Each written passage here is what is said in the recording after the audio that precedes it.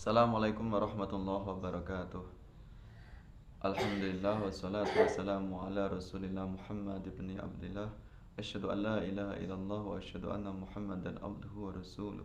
Allahumma shalli ala sayyidina Muhammad wa alihi wa azwajihi wa dzurriyyatihi wa ashabil kiram wa man tabi'ahum bi ihsanin ila yaumiddin.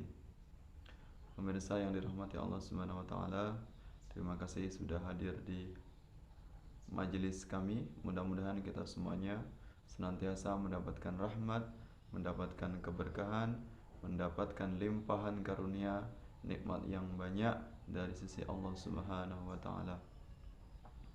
Kali ini saya akan membahas tentang bagaimana aktivitas atau bagaimana aksi dari kelompok yang mereka menamakan diri sebagai kaum Khilafah Islamiyah atau ex Hizbut Tahrir Indonesia. Saat ini mereka sedang melakukan aktivitas yang saya sebut sebagai prank ya, kaum Khilafah ini. Kenapa demikian? Karena mereka pada saat ini sedang menyebarkan berita-berita yang tidak bisa dipertanggungjawabkan, berita-berita yang sanadnya tidak jelas atau tidak jelas riwayatnya. Di antaranya tentang berita pada hari Jumat 17 Ramadan akan terjadinya huru-hara atau hari kiamat.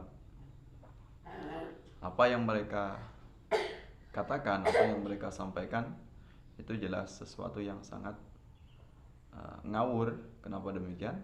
Karena para ulama sendiri tidak setuju, tidak sepakat dengan beredarnya sebuah riwayat yang menyatakan atau memastikan tentang datangnya hari kiamat. Tentu kita tahu bahwasanya hari kiamat itu hanya Allah saja yang tahu. Tapi mereka kok berani-beraninya membuat sebuah keputusan atau pernyataan bahwasanya hari Jumat 15 Ramadan akan terjadinya huru-hara atau kiamat. Dan ternyata kita tahu masyarakat dibuat panik oleh kelompok khilafah ini. Mereka di blow up atau didukung penuh oleh media-media yang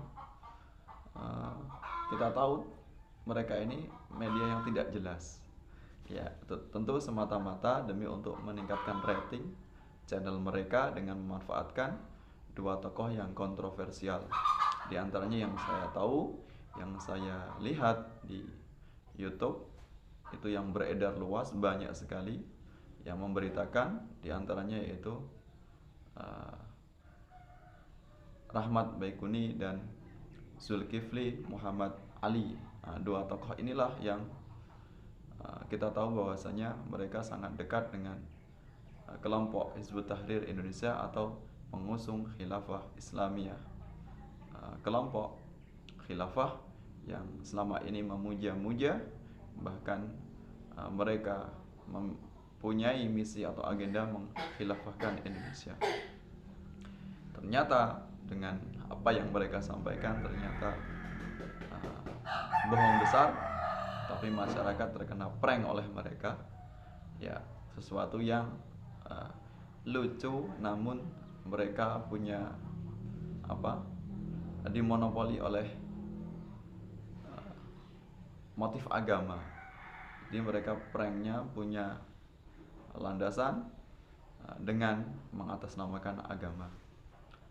Nah, kita tahu orang yang prank saja, yang itu kemarin itu melakukan keburukan atau kejahatan, seorang remaja atau mungkin beberapa remaja yang membuat prank membagikan nasi bungkus tapi isinya sampah, itu saja mereka ditangkap atau diuber-uber oleh polisi. Kita tidak tahu ini yang membuat prank tentang panitia hari kiamat ini. Ya mudah-mudahan saja mereka bisa diusut oleh polisi. Kenapa? Karena yang menjadi korban bukan hanya 1-2 orang aja, bukan hanya orang yang menyaksikan channel mereka, tapi di mana-mana banyak orang yang terkena korban prank mereka. Bahkan saya sendiri beberapa kali, bahkan berulang-ulang kali, banyak jamaah atau masyarakat yang menanyakan kepada saya. Maka saya jawab saja bahasanya mereka ini adalah kelompok-kelompok yang memanfaatkan nama besar atau memanfaatkan rating untuk mendukung channel mereka agar laris, agar banyak yang nonton, sehingga mengunggahlah video yang kontroversial, apalagi itu didasari dengan motif agama. Tentunya masyarakat awam, masyarakat yang tidak paham tentang agama, mudah begitu saja untuk percaya hoax mereka itu. Nah, kita tidak tahu bagaimana akhir ceritanya dari prank mereka itu, bagaimana aksi prank mereka berikutnya. Ya, kita sebagai masyarakat yang cerdas, masyarakat yang paham tentang agama, terutama masyarakat Nahdliyin, tentu tidak akan terkena prank mereka. Ya, mudah-mudahan mereka bisa segera sadar dan tidak menyebarkan hoax atau isu-isu yang kontroversial. Kalaupun mereka tidak sadar-sadar juga, ya mudah-mudahan kita senantiasa bisa waspada sehingga tidak terpengaruh oleh kejahatan buruk kelompok mereka. Demikian yang bisa saya sampaikan sebagai bentuk klarifikasi sekaligus bentuk keprihatinan terhadap aksi mereka. Senantiasa kita waspada dan kita tunggu saja bagaimana prank mereka berikutnya. Mudah-mudahan bermanfaat. Mohon maaf atas segala khilaf. Wallahu muwaffiq ila aqwamit thoriq. Wassalamualaikum warahmatullahi wabarakatuh.